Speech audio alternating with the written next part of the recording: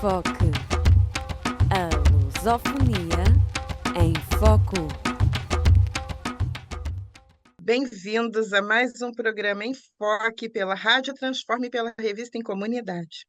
Hoje nós temos o prazer de receber o coordenador do MST, Gilmar Mauro, que vai falar para a gente sobre a CPI, sobre o histórico do movimento, enfim, vai responder as nossas questões para o público português e para o público brasileiro também. Antes de começar a entrevista, eu peço a você que está nos assistindo, que assista até o final, que curta e que compartilhe esse vídeo com o maior número possível de pessoas nos seus grupos de WhatsApp, para a gente poder crescer, fazer crescer esse projeto e fazer chegar a mais pessoas. Muito boa tarde, muito prazer ter você aqui conosco, Gilmar. Eu quero começar já perguntando a você qual é a sua formação e como é que você foi parar no MST. Boa tarde, Lorelai. Lorelai. E a todos que nos assistem e ouvem nesse momento, é um prazer estar com vocês nessa tarde. Bom, eu sou filho de camponeses que perderam a terra na década de 70 e entrei no MST em 1985, no interior do estado do Paraná, numa ocupação de terra. Tinha, então, 18 anos. Com 19 anos, fui assentado. Logo depois, levei meus pais para o assentamento. Em função das atividades do MST, acabei indo e voltando ao Paraná e meus pais vivem no assentamento até hoje. Depois disso, comecei a fazer parte da organização do MST, sempre vinculado a produção juntamente com meus pais, mas também com outras atividades políticas pelo Brasil afora. Cheguei a trabalhar também no Espírito Santo, Minas Gerais, depois me desloquei para o estado de São Paulo e aqui estou. Muito bem. E eu queria saber de você o seguinte: o movimento começou há mais tempo, evidentemente. Seus pais também foram daquele grupo que perderam terra na época daqueles empréstimos, aquelas coisas que faziam para o pequeno agricultor e que se endividaram, não puderam manter seus financiamentos e acabaram perdendo. É disso que nós estamos falando. É disso. Na década de 70, final da década de Período 60. militar, né? Nós estávamos na ditadura, enfim. Exatamente. E surgiu com muita força no Brasil o que se convencionou chamar de Revolução Verde, que foram as tecnologias vinculadas à produção de tratores, mas entraram também os agroquímicos, etc. Nesse período, é interessante destacar isso, porque na ditadura militar, já que entramos no tema, se construiu no Brasil a melhor lei de terras que já existiu. É o Estatuto da Terra, talvez até mais avançado que a própria Constituição de 88. Mas tem um detalhe: ao mesmo tempo a ditadura construiu uma boa lei, mas acabou com o movimento social, acabou com as ligas camponesas, né? Muita gente foi assassinada e exterminou. E, portanto, não aconteceu a reforma agrária. E uma figura conhecida de todos aqui, que se chama Delfim Neto, então ministro da Fazenda, junto com Alisson Paulinelli, então ministro da Agricultura, pensaram a agricultura brasileira a partir de 4 objetivos. Produzir para exportação, nenhuma novidade, porque já surgimos colônia dessa forma, né? Produzir matérias-primas para as indústrias, produzir alimentos para a população urbana e liberar a mão de obra do campo para as cidades. Era um período de industrialização do Brasil. E nesse período, muitos camponeses, camponesas deixaram o campo em busca de outros trabalhos, mas também em função de endividamentos ou de concentração de terra provocada por essa lógica da Revolução Verde. É nesse período que meus pais também saem do campo. Ok. Henrique? E como é que surgiu o movimento sem terra? O MST surge Primeiro, resgatando essa história de lutas, porque houve no Brasil muita resistência, desde os primórdios, resistência indígena, resistência negra, né? Nós tivemos 400 anos de escravidão no Brasil e muita resistência do nosso país, mas também outras lutas importantes, muitas esparramadas pelo Brasil. Eu destaco aqui Canudos, por exemplo, foi uma grande batalha, uma grande luta, né? E o MST recupera esse histórico de lutas, e recupera o histórico de lutas de quem, por primeira vez, também pautou o tema da reforma agrária no Brasil, que foram as ligas camponesas, então vinculadas ao Partido Comunista Brasileiro, como disse, foram destruídas pela ditadura militar. E o MST surge de lutas isoladas, que já existiam pela terra antes mesmo de se chamar MST. Mas num contexto, é interessante destacar isso, num contexto em que a ditadura militar vinha se enfraquecendo, havia muitas lutas contra a carestia, o movimento sindical brasileiro retomava lutas interessantes, né? O progressismo no Brasil crescia. É nesse contexto, em 1984, que é criado o MST no nosso país. Mas teve um papel interessante também, o Leonel Brizola, não é? E depois, mais tarde, tivemos também a Constituição Cidadã de 88, que já embasou também uma reforma agrária e fortaleceu, de certa forma, a luta pela terra, né? Então, queria que você historiasse para nós esse período, se você puder. É interessante destacar o seguinte, que a reforma agrária é uma bandeira burguesa da Revolução Francesa, né? Uma articulação, aliança entre o campesinato e a burguesia nascente para derrotar, né, o feudalismo. Muitos países no mundo fizeram repartos fundiários nesse formato clássico, outros fizeram através da Revolução e assim por diante. O Leonel Brizola tem um papel interessante, especialmente no Rio Grande do Sul, criando lá uma espécie. Ele dizia para a gente, eu tive a oportunidade de conversar com ele antes da sua morte, 6 meses antes, foi uma belíssima noite que passamos juntos, e ele nos contou toda a história, inclusive a resistência do Rio Grande do Sul, a tentativa de golpe lá em 61, foi uma bela noite, tenho boas lembranças. E ele se dizia pai do MST, mas ele construiu lá no Rio Grande do Sul um movimento master chamado... Está mais para avô, né? Está mais para avô.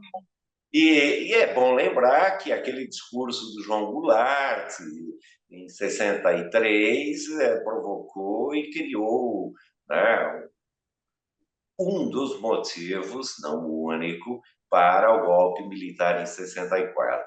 Bom, evidentemente que essa história faz parte do MST e nós recuperamos ela sim. Mas eu colocaria também aqui a participação da Igreja Progressista nesse processo, que é muito interessante no Brasil, a igreja vinculada à teologia da libertação, então muito forte, que dá condições para a criação do nosso movimento sem terra. Ou seja, o MST surge a partir da luta concreta, da existência de sem terras no Brasil, tá? E a necessidade de luta pela terra e pela reforma agrária. São mais de 4 milhões de famílias sem terra no nosso Brasil, e esse é o motivo. Mas toda a sustentação política, apoio, alianças, acontece a partir, né, do progressismo em geral e das lutas. Vou dizer uma questão, por exemplo, o sindicalismo do ABC paulista, o sindicalismo combativo, ajudou a construir o MST de alguma forma. E desde o começo, nós dizemos o seguinte: o MST surgiu para lutar pela terra, pela reforma agrária e por transformação social. Por quê? Porque vincula esse tema da necessidade premente, imediata da terra, que me levou para uma ocupação de terras e leva muita gente para a ocupação de terra, com a luta mais ampla pela reforma agrária como um todo. Então, nós mantivemos ao longo da história do MST, mesmo as famílias assentadas, vinculadas ao MST.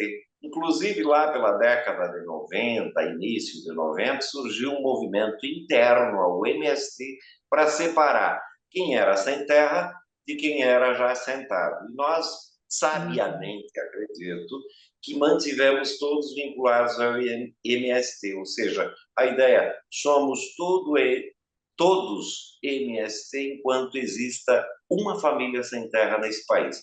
E por que eu estou dizendo isso? Porque nós fazemos o vínculo da luta premente, necessária pela terra, e uma necessidade, evidentemente, de muitas famílias no Brasil, com a luta política. Por quê? Para fazer a reforma agrária, no nosso modo de ver, não é só o MST que vai fazer. É preciso articulações políticas mais amplas, com outros setores da classe trabalhadora, inclusive internacionais, como agora a gente está proseando com vocês. E é essa articulação política e solidariedade no âmbito nacional, mas também internacional, que faz do MST uma das organizações camponesas mais longevas da história do nosso país. Mas também muito perseguida, porque o que não falta nessa história são massacres, são perseguições, são violência de todo jeito, e ainda, até hoje, permanece aquela história de que é um grupo que foi treinado por terrorista, o próprio Caiado falando, as lideranças foram treinadas em Cuba, na Nicarágua, etc. e tal. Então, eu queria que você colocasse para nós já a história, né, desses massacres, como é que tem sido e o que é que você percebe, se evoluiu, se está melhorando, os piores períodos, como é que isso se deu? A história do Brasil e da questão fundiária brasileira é um capítulo à parte da humanidade, né? Eu não falei antes, mas a primeira distribuição de terras foram as capitanias hereditárias, ainda com os portugueses aqui. Uhum. Depois das Sesmarias. A primeira lei de terras no Brasil acontece em 1850, e olha o recorte que eu vou fazer. 1805, até 1850, a terra era da coroa e a mão de obra escrava. Tá? 1850, com a Lei de Terras, se estabelece que aquelas que quisessem obter um pedaço de terra poderiam fazê-lo mediante compra e venda. E é só em 1888 que há abolição formal da escravatura. Então, imaginem vocês todos os escravos, entre aspas, libertos, comprando terra. Bom, é daí a origem do latifúndio, né, no nosso país. E a origem também de uma série de problemas históricos, né, de massacres. O Estado brasileiro destruiu a ocupação de Canudos, o Estado brasileiro destruiu a resistência quilombola dos quilombos dos Palmares, né? Ou seja, é o Estado junto com, hoje, capital, né, e o latifúndio, que sempre agiram historicamente contra os movimentos. Quais são os maiores inimigos hoje do movimento sem terra? Mas Qual é a maior importante oposição Henrique, que existe hoje ao movimento sem terra? eu queria que ele abordasse aonde ele quer chegar, porque vai mostrar para o povo português e para os desavisados brasileiros por que é que negro, nessa história, não tem terra, porque é que o negro teve que buscar fazer moradia em favela, teve que se abrigar como pôde, né? Teve que surgir os quilombos. Então, é importante essa linha do tempo para a gente perceber em que momento histórico estamos hoje. Não é Sim, verdade, Gilmar? inclusive vou vincular as duas questões, porque aí o surgimento das favelas no nosso país tem a ver com esse histórico, tá? A concentração fundiária de terras no Brasil tem a ver com esse histórico. Somos um dos países de maior concentração fundiária do mundo. 1% dos proprietários detém mais de 50% das terras brasileiras. Para a gente ter uma ideia, o Brasil tem mais de 850 milhões de hectares de terras. E destes, nós utilizamos na agricultura 80 milhões de hectares de terra. Hoje, já vinculando com a tua questão, Henrique, o seguinte, bom, a maioria desses 80 milhões de hectares de terra voltado para a produção de commodities agrícolas e para a exportação, né? Principalmente soja e milho, o que gera uma brutal pressão sobre a produção de alimentos no Brasil, e é bom destacar com o uso intensivo de agroquímicos, agrotóxicos e assim por diante. Nós temos 160 milhões de hectares, olha quantos Portugais dá nisso, né? Com pecuária extensiva, né?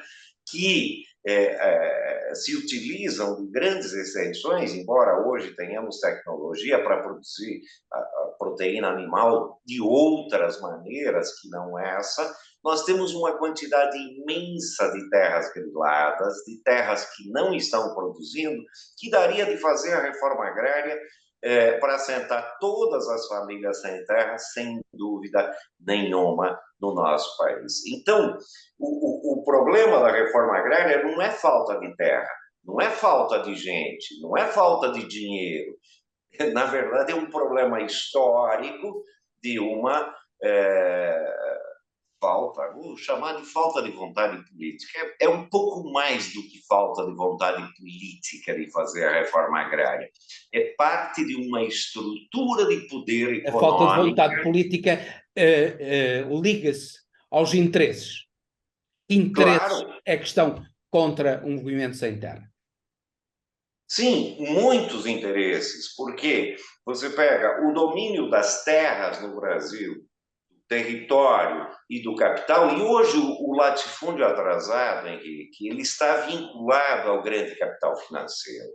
Grande parte da produção de commodities agrícolas é controlada por alguns agrupamentos oligopólicos, né, internacionais, evidentemente, né, que atuam no Brasil. Para você ter uma ideia e para as pessoas terem ideia, aqui no Brasil se fala muito, agro é pop, agro é tech, agro carrega o Brasil nas costas. Não é verdade. O agronegócio brasileiro está destruindo os biomas, como o bioma da Amazônia, o do Pantanal, o do Cerrado, que é responsável.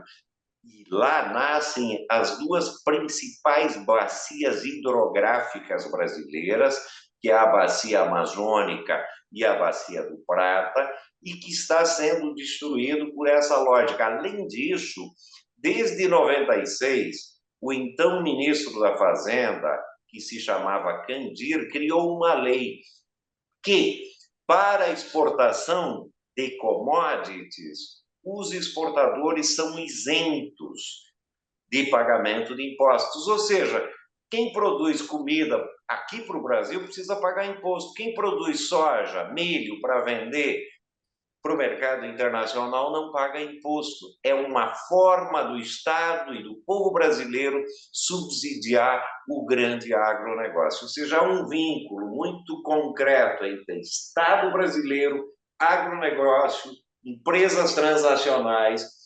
Por exemplo, eu brinco, né? É uma espécie de extração da utilizando uma categoria marxista aqui da mais-valia, utilização da mais-valia futura realizada no presente. Safras agrícolas que ainda não foram plantadas já são comercializadas nas bolsas de mercadorias em futuro.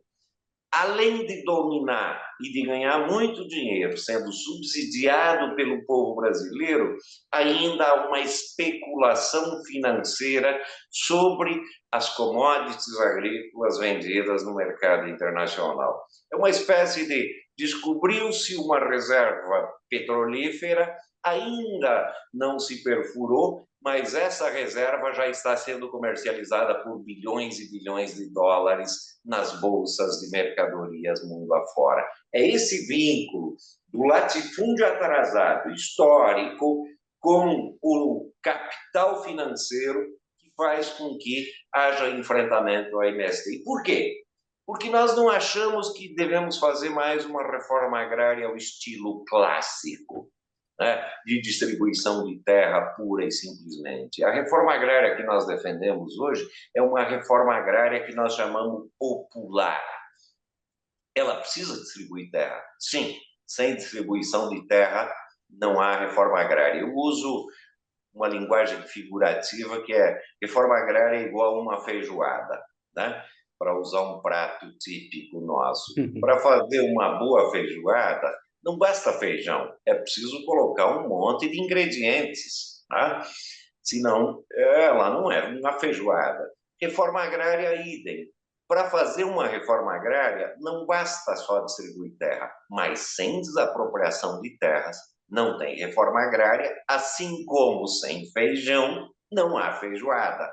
Mas a reforma agrária que a gente defende é uma reforma agrária que discuta com todo o povo brasileiro que tipo de comida você quer comer, né? Porque se for essa, das gôndolas dos supermercados, talvez nem precise reforma agrária. Mas isso está sendo apresentado, em grande medida, está cheio de veneno, cheio de agrotóxicos. Segunda questão que nós estamos discutindo, que uso nós queremos dar ao solo, à água e a todos os recursos naturais?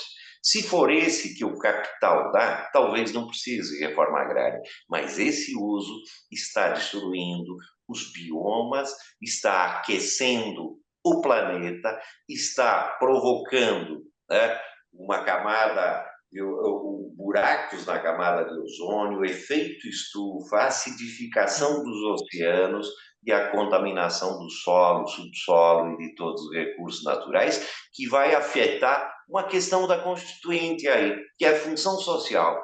A pergunta é: qual a função social da Terra para a humanidade?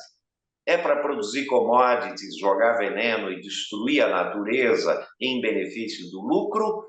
Ou é o nosso lugar de vivência terreno, a nossa casa comum, que nós devemos nos alimentar, preservar e legar às futuras gerações uma terra boa?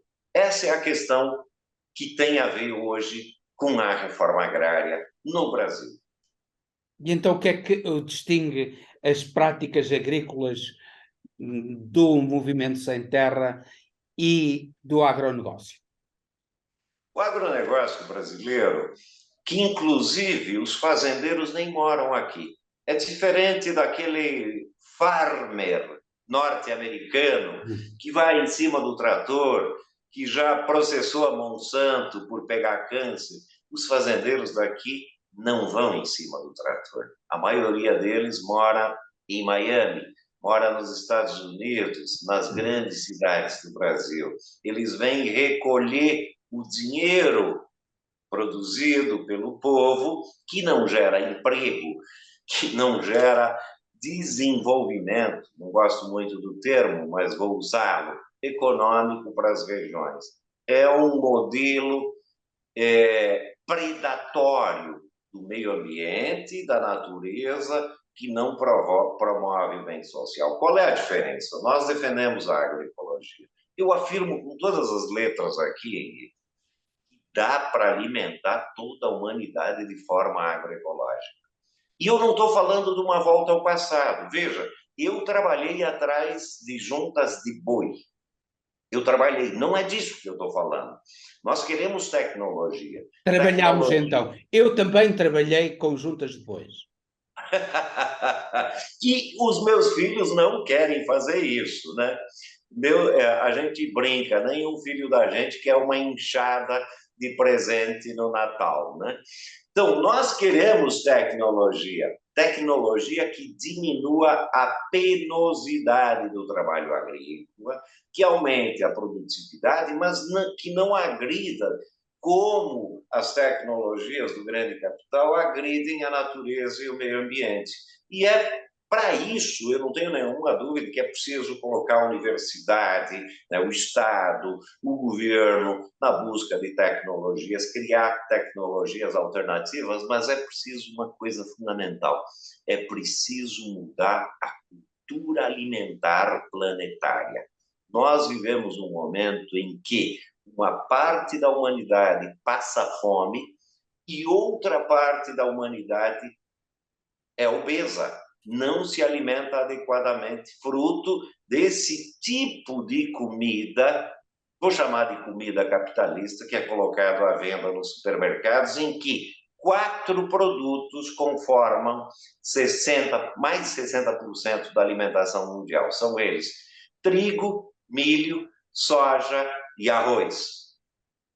Mais de 60%. Por quê? Do trigo se fazem até aqui baconzitos, não sei se tem aí em Portugal, uns salgadinhos, sabor bacon, a partir de trigo, que não nutre, né? Que cria um monte de problemas à saúde. É preciso mudar, é preciso criar um... Na Idade Média, a humanidade se alimentava com mais de 1000 tipos de produtos diferentes. É preciso criar essa diversidade. É esse modelo diverso de agroecologia, agrofloresta, sem colocar veneno, criar a possibilidade, inclusive, de aproveitar todo o lixo urbano. Eu fico imaginando aqui, nós temos São Paulo, Rio de Janeiro, quantidade de lixo urbano produzido que poderiam gerar, seja gás, seja adubo orgânico, com resíduos de agrotóxicos, sim, mas por uma agricultura de transição que nós poderíamos desenvolver, né, cuidando do meio ambiente e produzindo de forma muito mais saudável. Cuidando da saúde. Com certeza, porque alimentar-se é um ato político, né? É um ato político, é um ato importante. O que a gente quer? Cidades como São Paulo, Rio de Janeiro, similares, são insustentáveis do ponto de vista econômico, do ponto de vista político, do ponto de vista social, do ponto de vista ambiental. Talvez muitas pessoas aí de Portugal não saibam, mas as distâncias que são produzidos alimentos para serem transportados por caminhões a diesel, né, até São Paulo, são milhões, bilhões de toneladas, não só de comida, né, são de cimento, de ferro, que são transportadas diariamente para esses lugares, né? Primeiro, perde-se muito entre a produção até o consumo. Segundo, encarece. Terceiro, é altamente contaminador, né, do meio ambiente. E quarto, não permite que as pessoas conheçam quem realmente produz. Nós queremos e estamos nessa perspectiva, inclusive com parcerias com comunidades, né? Vamos empreender agora uma iniciativa junto com o padre Júlio Lancelotti, talvez vocês não o conheçam aí, mas sim, quem conhecemos. É muito conhecido e muito admirado em Portugal. O povo de rua. Nós vamos fazer uma espécie de armazém popular junto com ele, e a gente quer construir armazéns populares em todas as periferias, né?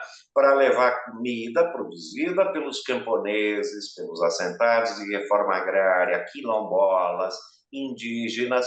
Para quê? Para que o povo coma frutas, legumes e verduras. Nós temos uma geração no Brasil de crianças que vão ter enormes problemas físicos e psicológicos por não consumir frutas, legumes e verduras. E nós queremos que o Estado subsidie isso, né? Assim como, e não deveria, né, subsidiar o agronegócio, não taxando as exportações, subsidie esse tipo de produção para que o campesinato no Brasil, os assentamentos de reforma agrária produzam, para a gente colocar de forma subsidiada esses alimentos, pelo menos por um tempo. Pois, porque a produção não chega, é importante a distribuição. A produção sem distribuição não resulta. Isso é muito importante, pensar a distribuição. O MST está a pensar na organização da distribuição do que produz pelo Brasil, para alimentar o Brasil? É um capítulo que nós temos trabalhado muito nos últimos tempos. Avançar em processos de cooperação, as mais variadas formas de cooperação, para a gente investir também na agroindústria. Porque a agroindústria, além de dar durabilidade maior aos alimentos, ela permite que o transporte desses alimentos seja muito mais facilitado. E 3, porque aumenta a renda de quem produz. Né? Uma coisa é você produzir leite e vender in natura para alguma indústria. Outra coisa é nós produzirmos o leite, fazermos a indústria do leite, queijo, iogurte, etc., e levar para a comercialização. Esse domínio da cadeia produtiva, nós estamos avançando bastante significativamente em áreas. Eu já falei do leite, do café, né, de grãos, alguns grãos nós estamos avançando bem, e chegar até a ponta, até o consumo, seja nas redes convencionais, mas também em redes alternativas de distribuição de produtos, inclusive de chegar a um estágio que nós possamos dominar também alguns aspectos de logística de transporte, que nos permitiria, evidentemente, dominar de alguma forma essas cadeias produtivas e fazer chegar aonde a gente deseja fazer chegar. Mas não só chegar para ganhar dinheiro, é chegar para haver uma aproximação de quem consome com quem produz. Né? À medida que a gente conseguir essa interação, eu acho que a gente aproxima daquilo que é, né? Quando o campo e a cidade se unir, evidentemente nós podemos mudar E o muita MST coisa. consegue produzir de melhor qualidade e mais barato? Veja, melhor qualidade eu não tenho nenhuma dúvida. Mais barato, no interior, sim. Agora, o transporte, a logística ainda é muito caro. Nós estamos atrás disso. Primeiro, tecnologias, bioinsumos. Estamos investindo em fábrica de bioinsumos, tá?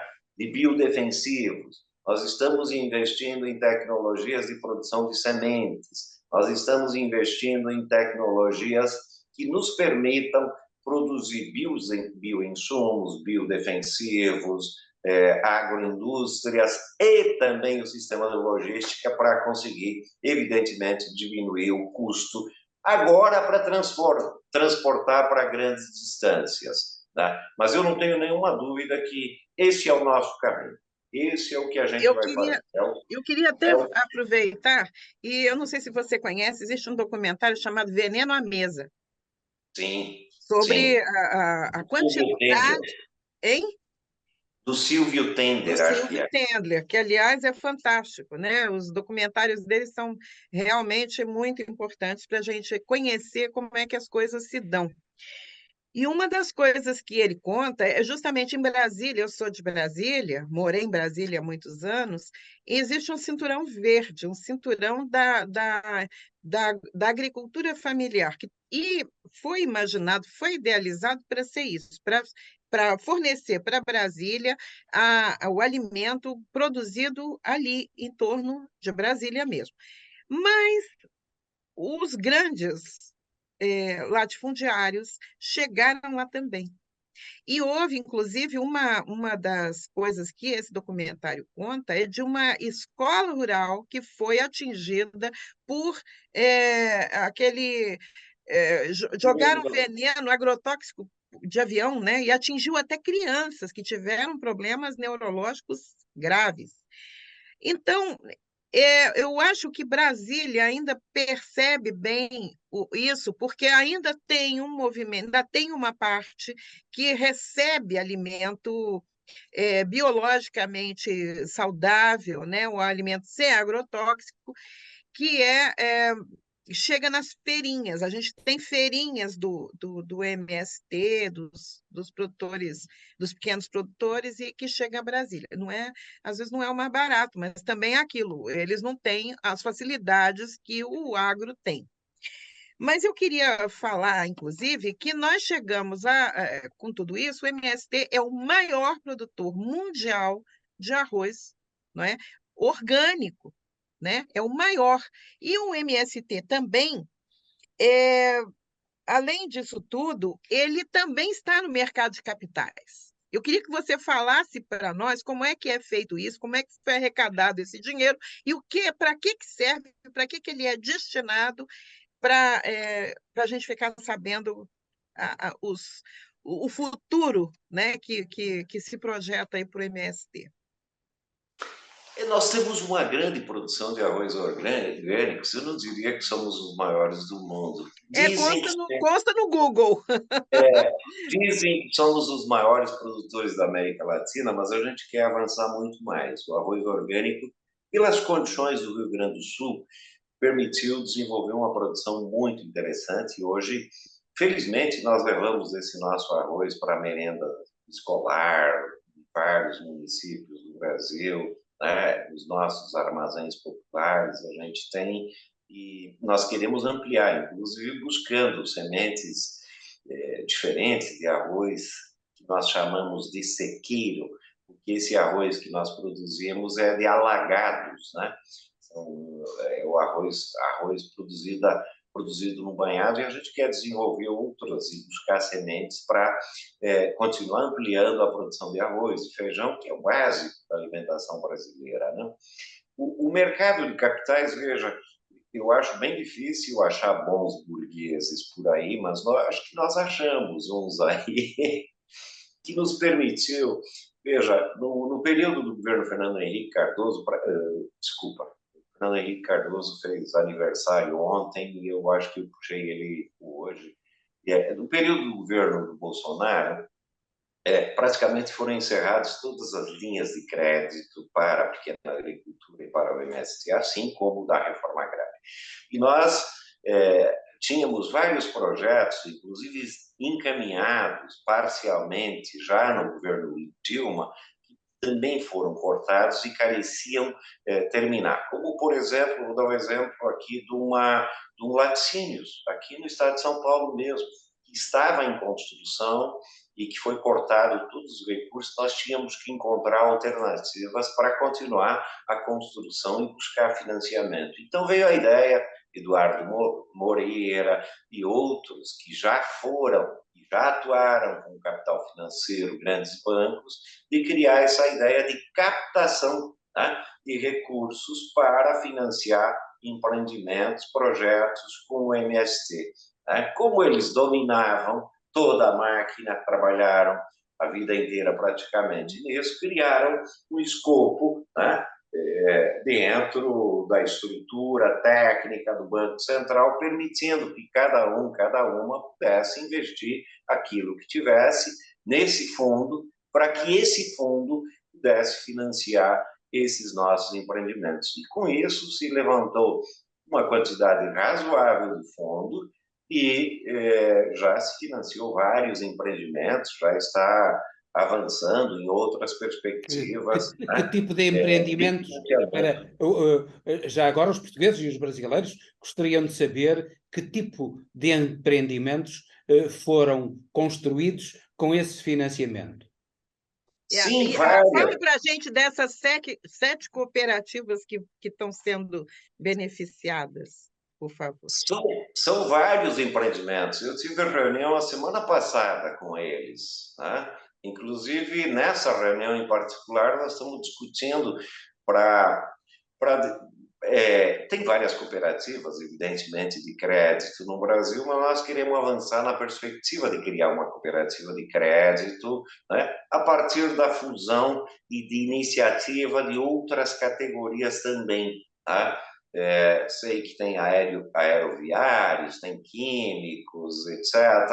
E com o MSC nós criamos uma cooperativa de créditos, também com o Finaport junto, né, com essa iniciativa.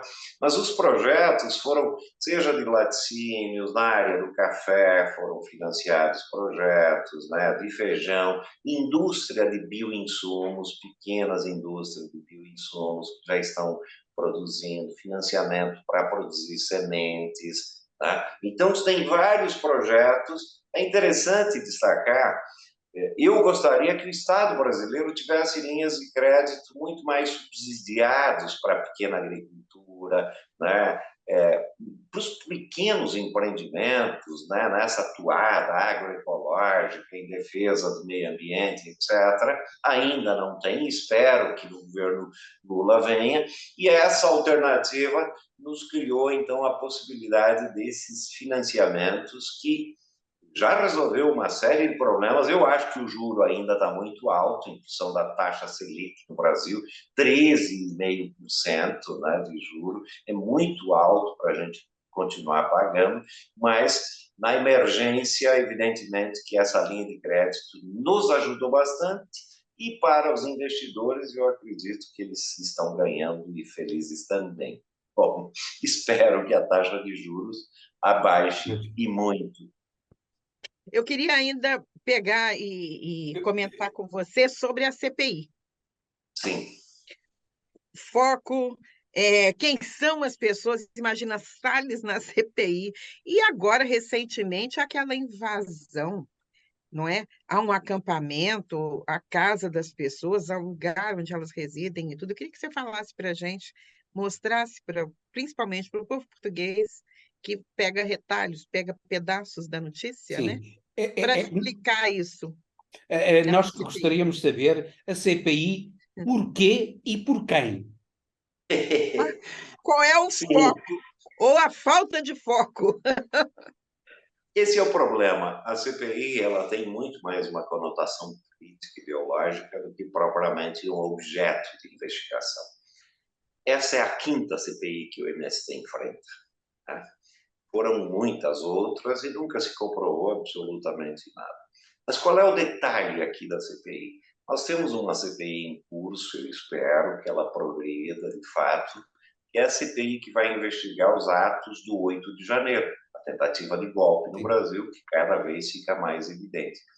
Parte dos golpistas são os diretores dessa CPI contra o MST.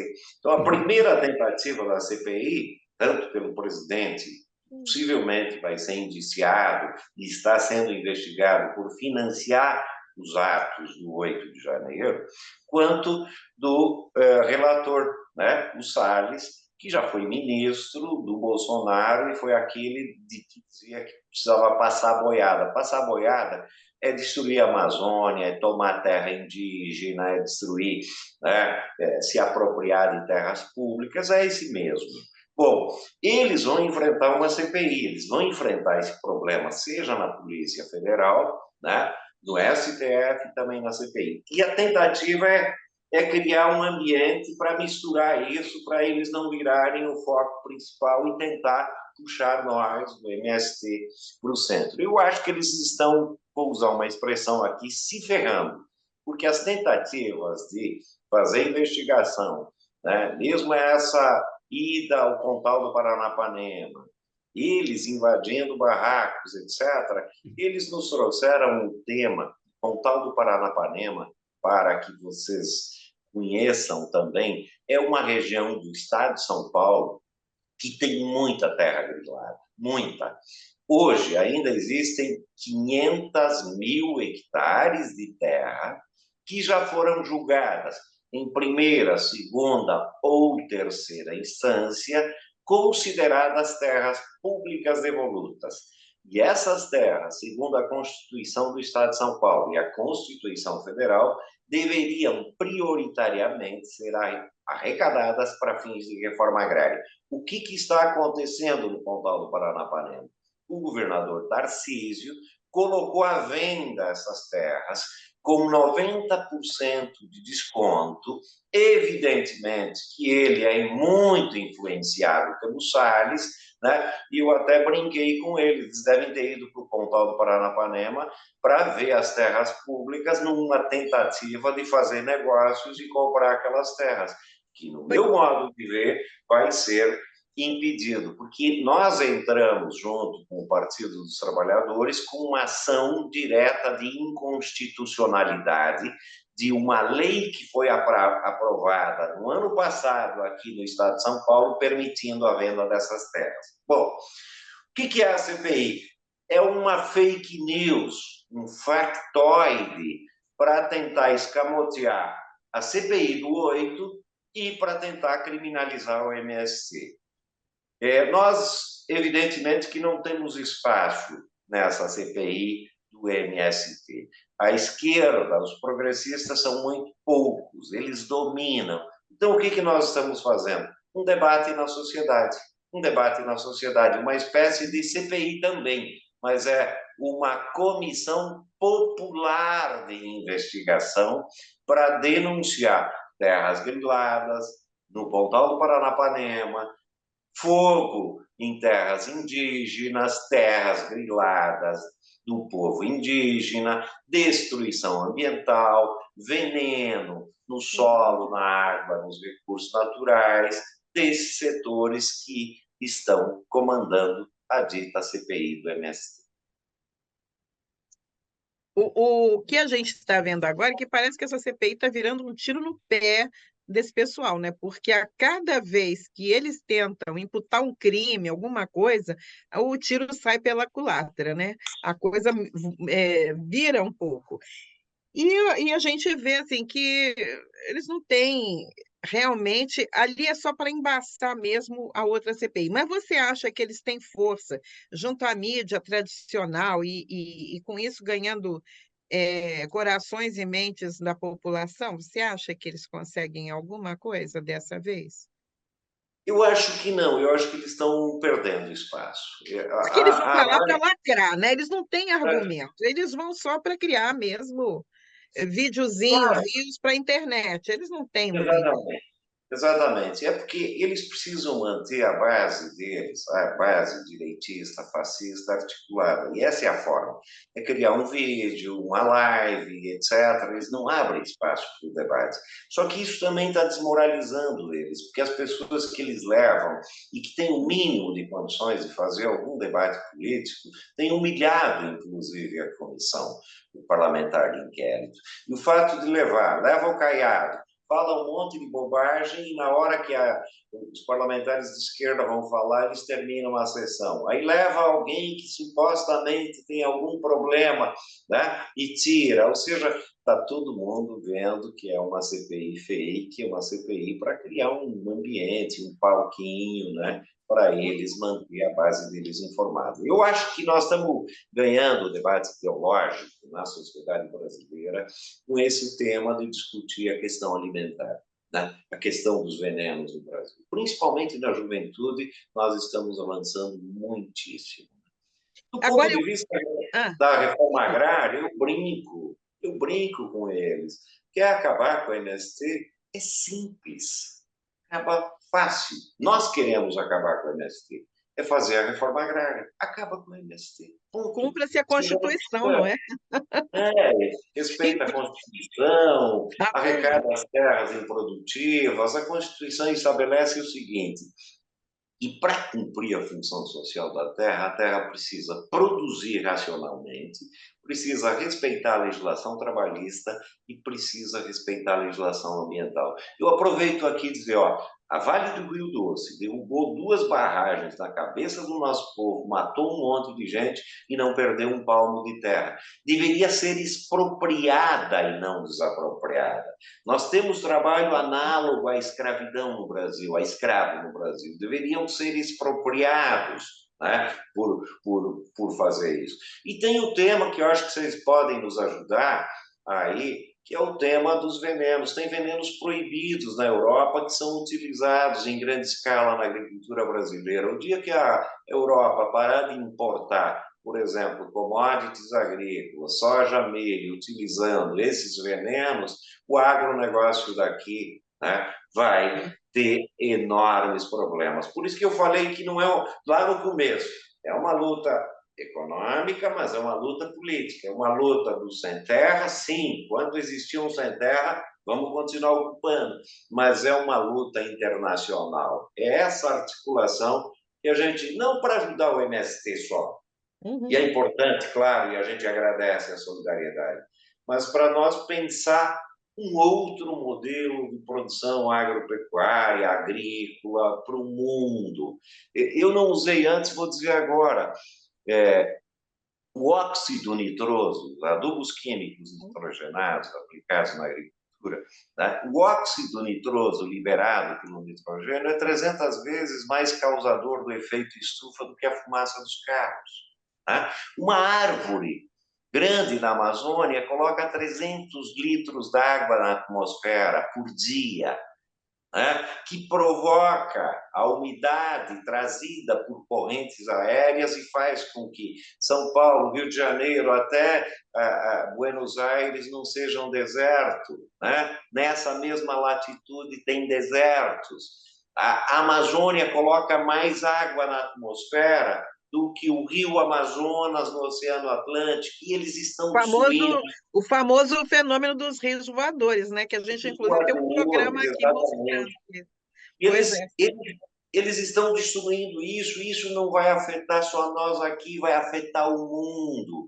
É essa perspectiva que está em questão hoje, e não só, mas também, claro, a distribuição de terras. É também um modelo de sociedade que queremos, se uma sociedade tóxica ou uma sociedade humana, Solidária, né, Henrique? Também solidária, né? Porque humana, solidária e você vê que todos continuam vivendo em harmonia com a natureza e alimentando-se de uma natureza respeitada, não é?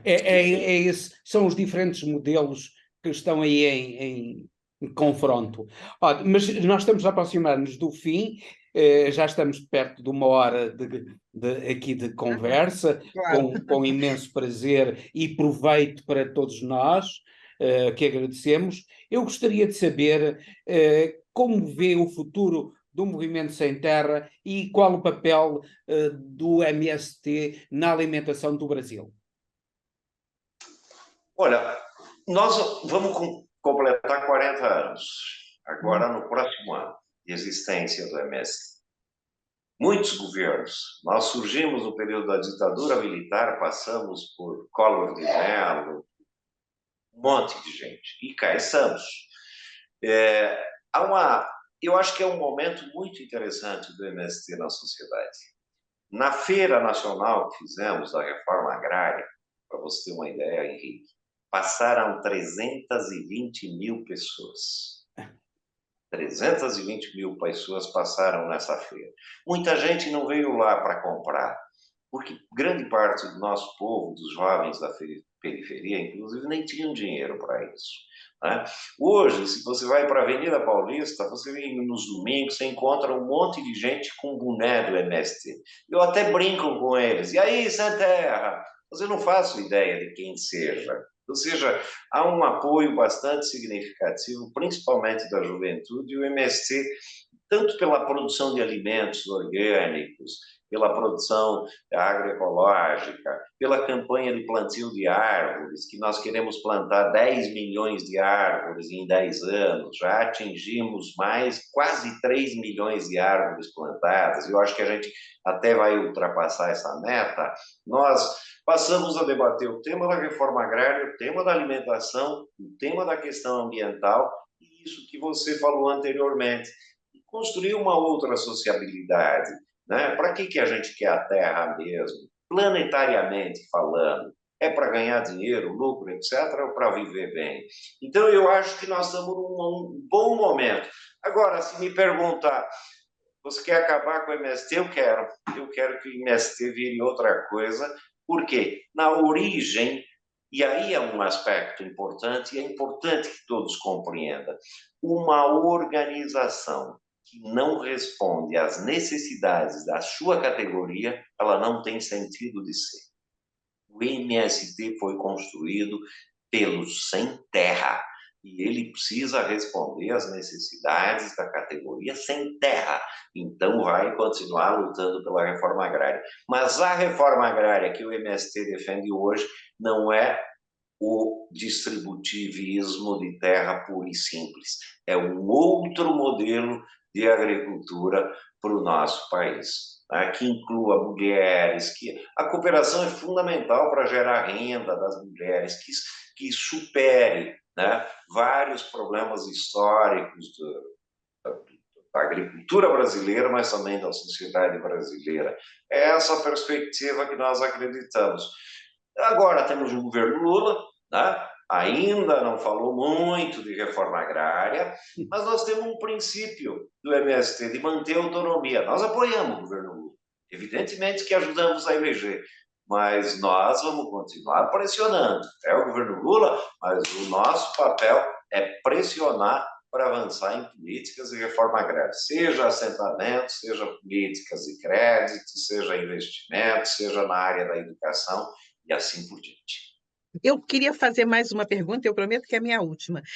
Os restaurantes populares, as atividades todas que vocês desenvolvem, vão continuar, estão continuando? Sim, nós distribuímos durante a Porque foi pandemia, muito durante a pandemia, né? Que ajudou mas a nós beça. aprendemos muito durante a pandemia, que nós fizemos o nosso recolhimento, como é que ficamos lá quietinho nos nossos assentamentos, produzindo, e produzimos muita comida que distribuímos às periferias, inclusive com restaurantes populares, marmitas. Para você ter uma ideia, o Padre Júlio, nessa que eu falei antes, ele não quer só que a gente produza comida e distribua marmita. Ele quer que pelo menos uma vez ou duas por semana o povo de rua venha lá no espaço para comer na mesa junto com a gente. E eu achei extraordinário. Porque uma coisa é você entregar a marmita e o cara vai para a rua. A outra coisa é sentar à mesa e comer com a gente. É de dignidade que nós estamos falando. É a dignidade do homem que está a falar. Exatamente. É de uma sociedade digna que se está a falar. Exatamente. É disso que nós queremos. E é isso que a gente quer construir. Os armazéns populares, os sacolões populares, os restaurantes populares. Evidentemente que isso pode dar renda para as famílias, sim, pode dar renda para as famílias de trabalhadores rurais, mas nós queremos essa aproximação de quem produz com quem consome. E essa aproximação eu acho que vai ajudar a superar muitos dos problemas, inclusive econômicos, hoje, que as grandes empresas ganham muitíssimo dinheiro a partir da comida que é produzida fundamentalmente pelos pequenos agricultores, assentamentos do nosso país. A comida produzida e vendida no Brasil, 70% são pequenos agricultores do nosso país. Eu adorei. Adorei perceber, trazer para o povo português e para o povo que ainda não conhece direitinho o que é o MST, essa narrativa que você está trazendo para nós. É muito importante a gente aprender a viver nesse modelo mais solidário de comunidade, não é?